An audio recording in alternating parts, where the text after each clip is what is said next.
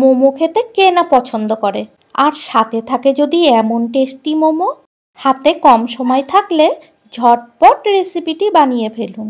আপনারা দেখছেন পিয়া রান্নাবাটি, আর আপনাদের সাথে আমি পিয়া। আজকের রেসিপি স্টিম ছাড়াই মোমো, আর মোমোর সাথে একবারেই স্যুপ চাটনি রেডি। তাহলে রেসিপিটি দেখতে থাকুন। মোমোর জন্য এখানে 250 চিকেন কিমা নিয়েছি। চিকেনটা খুব গুঁড়ো গুঁড়ো করে কেটে নিতে হবে।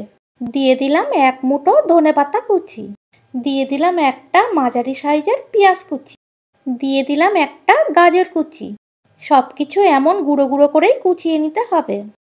দিয়ে দিলাম 1 চামচ রসুন কুচি, দিয়ে দিলাম 1 চামচ আদা কুচি, দিয়ে দিলাম স্বাদ মতন লবণ, দিয়ে দিলাম 1 চামচ কাঁচা লঙ্কা কুচি, দিয়ে দিলাম 1/2 চামচ গোলমরিচ গুঁড়ো, দিয়ে দিলাম 1 চামচ ভিনিগার, দিয়ে দিলাম 1 চামচ সয়া সস, তারপর দিলাম 1 চামচ সাদা তেল।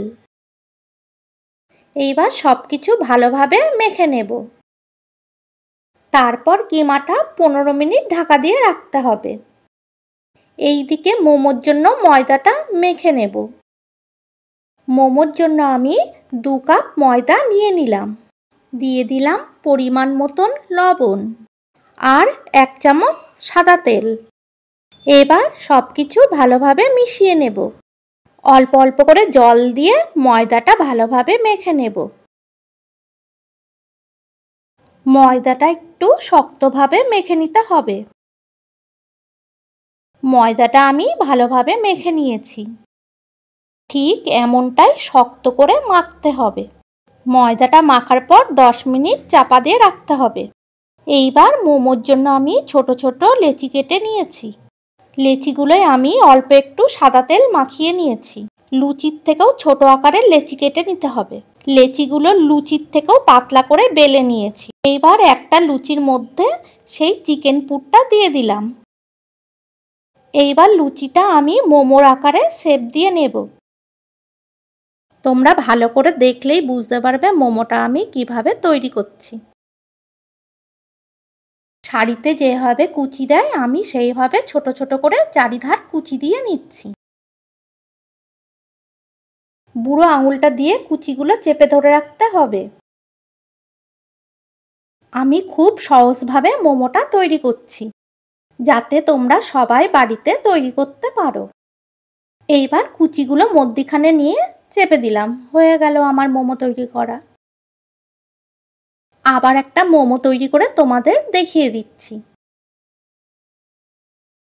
দেখো, শাড়িতে যেমন আমরা কুচি দেই, এইটা একদম ছোট ছোট করে চারিধার গোল করে কুচি দিয়ে নিতে হবে, আর একটা আঙুলের সাহায্যে চেপে কুচিগুলো ধরে রাখতে হবে। আজকের রেসিপিটা খুব সহজ। তোমরা যারা বাড়িতে মোমো বানাতে পারো না, তারাও তোমরা মোমো বানাতে পারবে। খেতেও কিন্তু দারুণ টেস্ট। আমি কথা দিলাম, একবার এইভাবে মোমো বানিয়ে খেলে আর অন্য কোনো মোমো খেতে মন চাইবে না।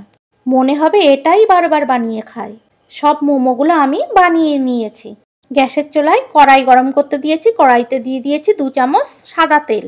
তেলের মধ্যে দিয়ে দিয়েছি একটা ছোট সাইজের পেঁয়াজ কুচি। তারপর দিয়ে দিলাম 1 চামচ আদা রসুন কুচি। তারপর দিয়ে দিলাম 3-4টে বিনস কুচি। দিয়ে দিলাম 1 মুঠো ক্যাপসিকাম কুচি। দিয়ে দিলাম একটা কাঁচা লঙ্কা কুচি। একটু নাড়াচাড়া করে নিয়ে দিয়ে দেবো একটা ছোট সাইজের টমেটো কুচি। এইবার 1 মিনিট আমি ভেজে নেব। দিয়ে দিলাম 1/2 চামচ গোলমরিচ গুঁড়ো। কালারের জন্য দিলাম 1/2 চামচ কাশ্মীরি লঙ্কা গুঁড়ো।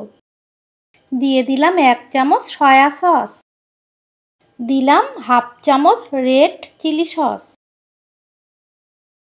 দিয়ে দিলাম 2 চামচ টমেটো সস। এইবার একটু নাড়াচাড়া করে নেব। এবার দিয়ে দিলাম 2 গ্লাস জল। একটু ফুটে উঠলেই দিয়ে দেব 1 মুঠো ধনেপাতা কুচি। এবার 2 মিনিট ভালোভাবে ফুটিয়ে নেব। 2 মিনিট ফুটিয়ে নেওয়ার পর এবার এক এক করে মোমোগুলো সব দিয়ে দেব। মোমোগুলো একটু দূরে দূরে দিতে হবে, যাতে একটার গায়ে আর একটা না আটকে যায়।